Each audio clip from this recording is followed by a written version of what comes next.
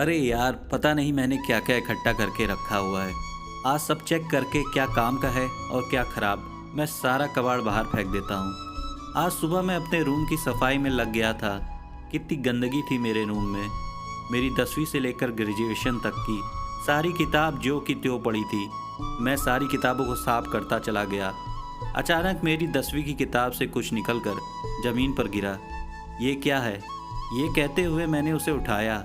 ये तो एक तस्वीर थी। इस तस्वीर में एक खरगोश और सांप के करीब है। इस तस्वीर के माध्यम से ये दिखने की कोशिश की गई है कि दो अलग अलग प्रकृति के जानवर का एक प्यारा रिश्ता। पर ये मेरे पास कहाँ से आया? अचानक मुझे याद आया मेरा बीता हुआ वो दिन, जिस दिन ये तस्वीर मुझे मिली थी। और यही नहीं, इस तस्वीर की कहानी भी याद आ गई। क्या ये पल पंख लगाकर यूं ही उड़ जाता है ना? उस दिन भी कुछ ऐसा ही हुआ था। आज का दिन भी रोज की तरह था। बस एक चीज़ थी जो रोज की तरह नहीं थी। प्रीति मेरी दोस्त, वो चंचल मस्त रहने वाली, सबकी हेल्प करने वाली, सबकी चहीती प्रीति आज रोज की तरह चुलबुली नहीं लग रही थी। आज वो बहती नदी सी ना होकर एक पुराने तालाब के रुके हुए जल के समान थी। आज से पहले मैंने प्रीति को ऐसा नहीं देखा था। मैं कैसे अपनी मन की व्यथा को बयां करूं कि प्रीति को इस हालत में देखकर मेरे मन को कैसा एहसास हो रहा था। पर क्या प्रीति के साथ मुझे भी दुखी हो जाना शोभा देता? नहीं, बिल्कुल नहीं।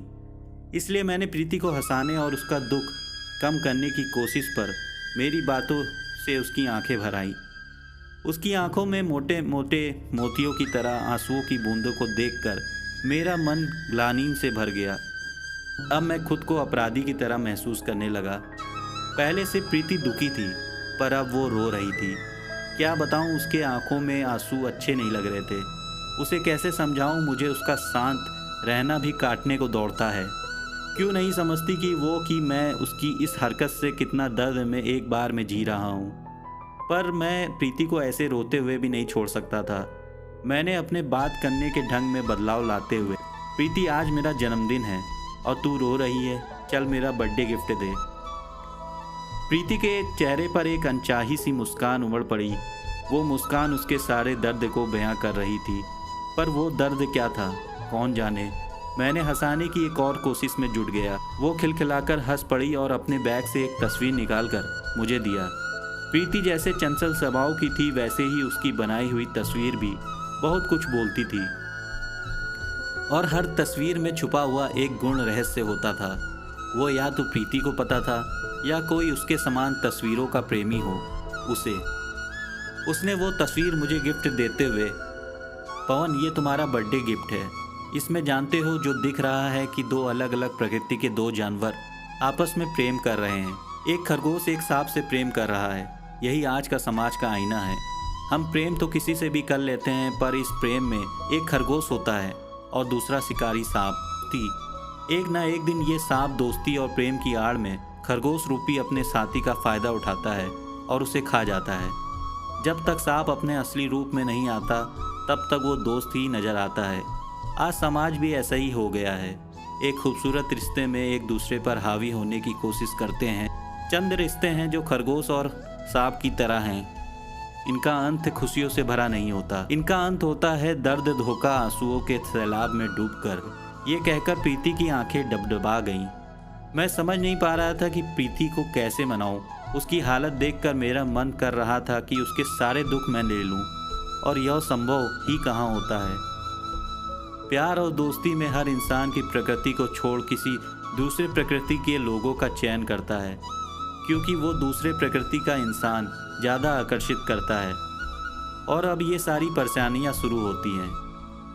मैंने प्रीति को हंसाने के लिए कई जतन किए, गाने सुनाए, चुटकुले सुनाए, और प्रीति पर कोई खास असर नहीं हुआ। धीरे धीरे प्रीति क्लास की बातों में बिजी हो गई, पर शांत ही थी। फिर मैंने प्रीति की सहेली से प्रीति के दुख का कारण पूछा, तो उसने बताया कि प्रीति किसी लड़के से प्यार करती थी, पर वो लड़का गलत निकला। इस कारण प्रीति दुखी है। ये सुनकर मेरे दिल में बहुत तेज दर्द हुआ। क्या प्रीति किसी से प्यार करती है और मुझे पता भी नहीं? मेरे आंखों में आंसू आ गए। अब मुझे प्रीति के दर्द का एहसास होने लगा। मैं तो प्रीति का अच्छा दोस्त था, फिर भी उसने मुझसे ये बात छुपाई। क्या ये दर्द इसी कारण था या कोई और बात थी?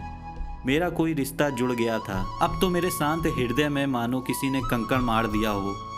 अब जो मेरे मन में थी कि ना मैं किसी से कुछ कह सकता था और ना ही अपने सीने में दबा के रख सकता था। ये दर्द किसी एसिड की तरह मेरे सीने को जलाए जा रहा था। कभी मेरा मन ये सोचता कि प्रीति के साथ उस सांप रूपी लड़के ने गलत किया, तो कभी मैं सोचता कि प्रीति ने मुझ जैसे खरगोश के साथ गलत किया। पर कुछ ही पल में एहसास हुआ कि नहीं, मैं स्वार्थी नहीं हूँ, ये सब भुला देना है। मैंने प्रीति की कितनी हेल्प की थी, वो भी ये सब भूलकर फिर से वही चंचल प्रीति बन जाए। और मेरी मेहनत रंग लाई। प्रीति के चेहरे में हंसी धीरे धीरे वापस आ गई। हमें भी समझ में आ गया कि दो अलग अलग प्रकृति के लोगों के विचार ही अलग अलग होते हैं। मैं इस तस्वीर को देखता हुआ मैं अपने अतीत से मिल आया था। तभी माँ की आवाज़ आई, पवन, ओ पवन, कहाँ है रे तू? चाय बनवाकर पिया भी नहीं। मैं चिल्लाते हुए बोला, माँ चाय गर्म कर दो, मैं आ रहा हूँ चाय पीने। मैंने उस तस्वीर को उसी 10वीं की किताब में रख कर चाय पीने चला गया।